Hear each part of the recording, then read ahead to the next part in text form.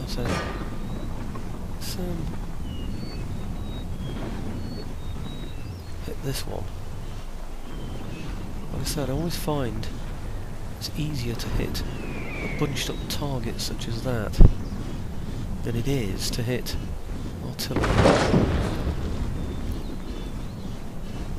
Maybe the other reason why counter-battery fire is so ineffective is that batteries are much more experienced at spotting the other enemy artillery and know exactly when they're going to fire, what they're going to fire and where it's going to land. So maybe they're good at just running out of the window. I don't know. Come on, nice to see one shot while we're looking over here though. Come on!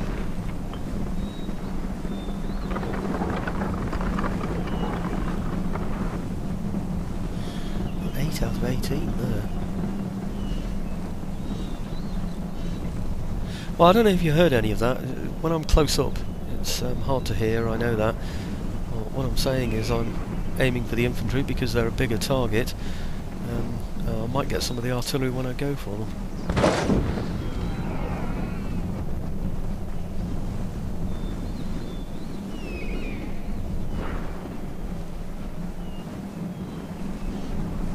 See, look.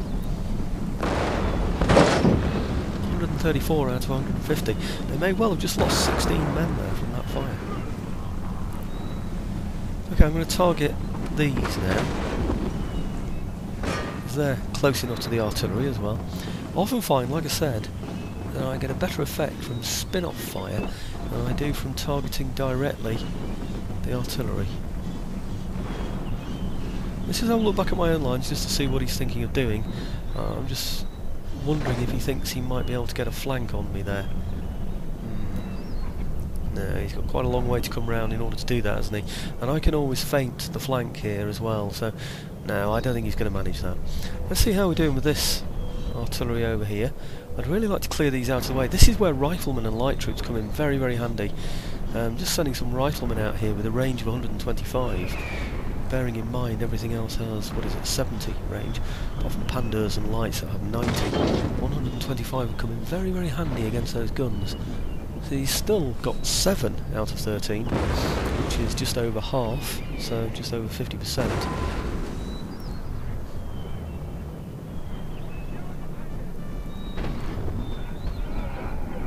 Something seems to be firing here as well, actually. I don't know why that is. Unless he's moved that infantry that I targeted with that howitzer. No, looks like I'm going to have to target these now, doesn't it? And I have to target them directly.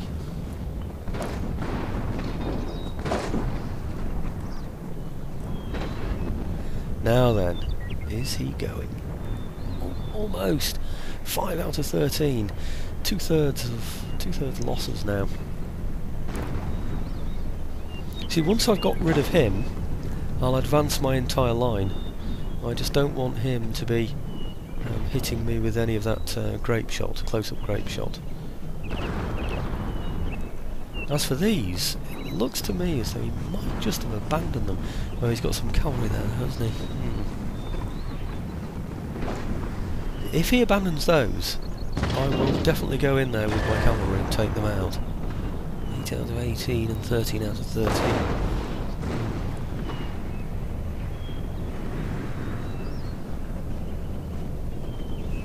He doesn't know what to do, does he? Because he doesn't know what I'm doing. There's no time limit to the battle, so he doesn't know whether he should hang on or slow me down somewhere or what to do. He knows it's all down to me, really, and he's sort of aware that he can go either way. No, nothing down this way at all, is there? Come on, are you ready to go yet? It says he's only got 1 gun out of 2 and I'm not firing balls, so I suspect that means that he simply can't crew the other gun. Yeah, that's the case, isn't it? Just got enough to crew this one now. 5 out of 13. Come on, hurry up, chaps. Could speed up the game a bit, I suppose.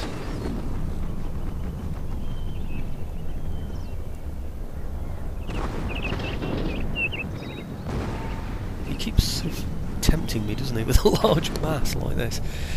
No, I want your artillery out of the way first, I'm afraid. It's not that I'm bothered about replenishing troops, by the way, afterwards. I've got plenty of money to do that.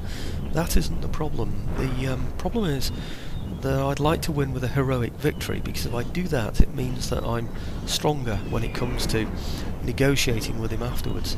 And also, I believe it affects the surrender as well. You know, I'd like to be able to get him to surrender, perhaps. So, is he coming round? Is he going to risk an attack?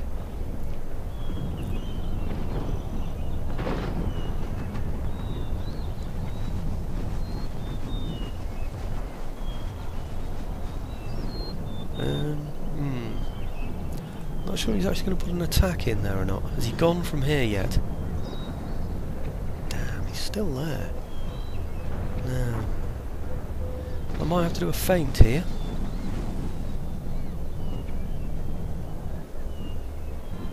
Yep, I'm going to have a feint.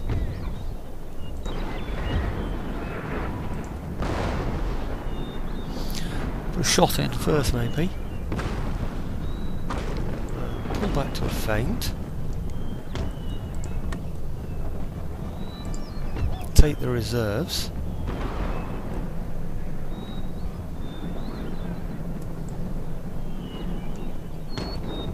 Over to here. Get them firing.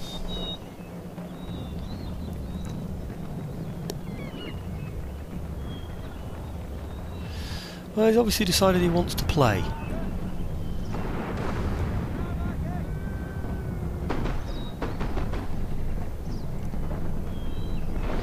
Well, at the moment he's playing with only 2 units, he's got others in reserve. He's sort of tickling my left flank, isn't he, really?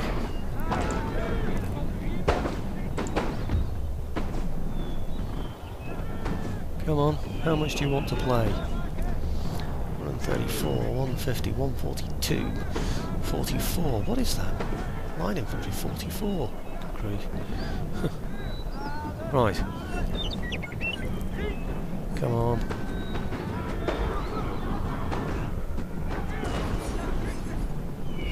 Well, I'm afraid you're going to have to get up earlier in the morning to find a flank of mine that easily.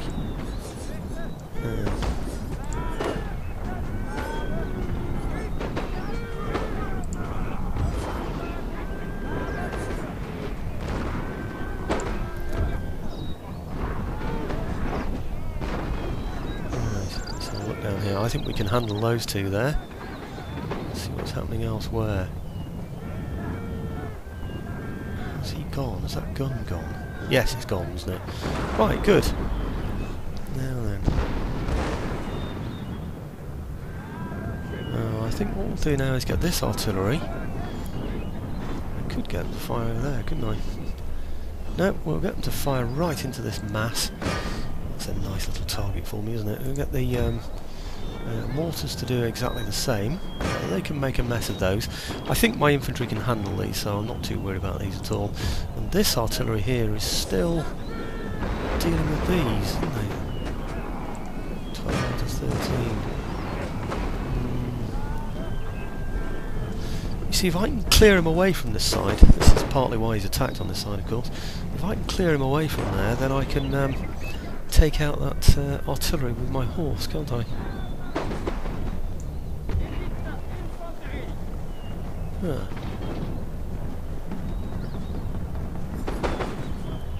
I thought he was running away then, but he isn't, is he?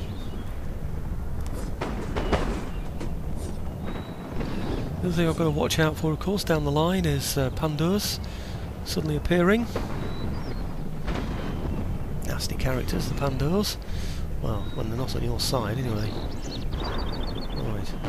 Okay. Now, can I get those guns? No, he's bringing some horse across, isn't he? I'd really like to be able to have those guns out of the way. Right, let's try and advance. You might remember the thing that was holding me up before was that, hoping they're not, that's right, they don't need to advance, do they?